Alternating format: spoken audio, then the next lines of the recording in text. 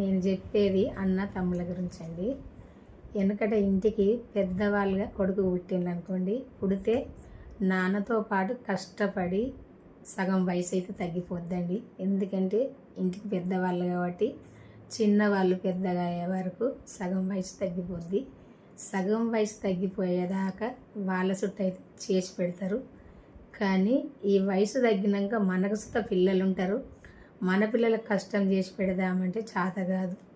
ఎందుకంటే ఏజ్ అయిపోయినాక ఏం చేయలేము కాబట్టి ఏజ్ ఉండంగానే వాళ్ళకే అంత చేసి పెట్టడం కాకుండా మన పిల్లలకు కూడా మనం కొంచెం కాపాడుకోవాలి. ఇంత వెనకేసుకొని, ఎందుకంటే వాళ్ళంటే అమ్మ నాన్న నా కొడుకు కష్టపడ్డాడని ఎకరా 2 ఎకరాలు అట్లా చేసేటప్పాలని ఇచ్చేది.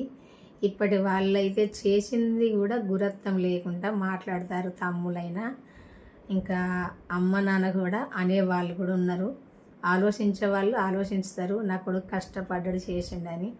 ఆలోచన లేని మూర్ఖులు మాత్రం నువ్వే చేసినావా, మేము చేయలేదా అని అంటారు అమ్మ నాన్న. కానీ ఎందుకంటే చివరికి ఏరు పడేసరికి సగం వయసు పోతుంది మనిషికి. ఇంటికి పెద్దగా పుట్టిన వాళ్ళకు సగం వయసు పోయినాక వాళ్ళ పిల్లలకు పెళ్ళిళ్ళు, చదువులు, వాళ్ళ పిల్లలకు అన్నీ చేసేసరికి ఏమి లేకుండా అయిపోతుంది. అందరితో పాటు పంచుకునేసరికి వచ్చేది ఏమి లేదు. వీళ్ళ వయసు అయితే తగ్గిపోతుంది. వాళ్ళు చిన్నోళ్ళు కాబట్టి వాళ్ళు ఏర్లు పడ్డాక ఎవరికి వాళ్ళే సంపాదించుకుంటారు. వీళ్ళకి మాత్రం సంపాదించుదామంటే చేత కాకుండా అయిపోతుంది. వీళ్ళ పిల్లలకైతే అన్యాయం చేసిన వాళ్ళు అవుతారు కన్న వాళ్ళకు. అందుకే ఏర్లు పడకున్నా పర్వాలేదు, కానీ అమ్మా నాన్న ఆలోచించే వాళ్ళైతే పర్వాలేదు. అమ్మా నాన్న ఆలోచించని వాళ్ళైతే మీకు మీరైతే ఏదో కొన్ని రోజులు చేసినాక ఏరుపడండి. ఎవరిది వాళ్ళు సంపాదించుకొని ఎవరి పిల్లల వాళ్ళను సగబెట్టుకోవాలి.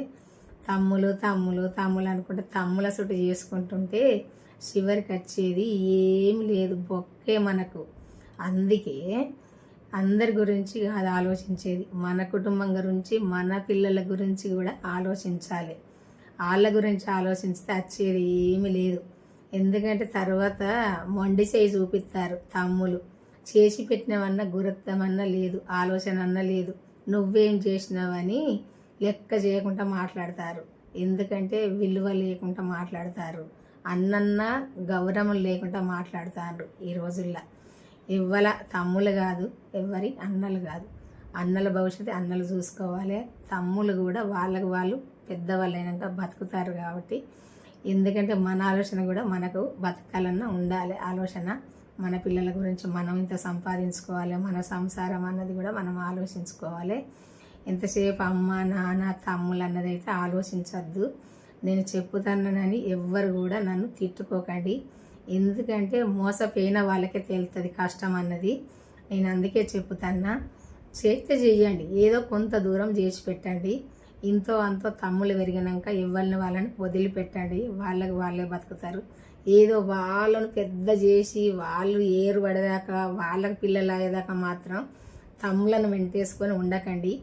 ఎందుకంటే మన పిల్లలకు అన్యాయం చేసిన వాళ్ళం అవుతున్నాము.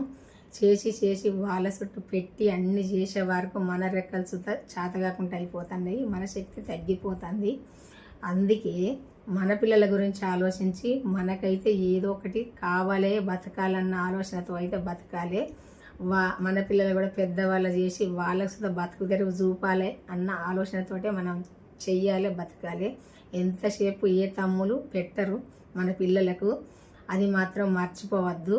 నేను చెప్పింది మాత్రం నిజమండి.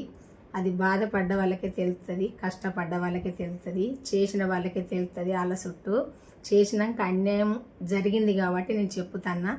నేను నిజంగా చెప్తానండి. ఇట్లాంటి ఎన్నో చూస్తాన్నా, ఎందరి కుటుంబాలలో ఎన్నో చూస్తాన్నా.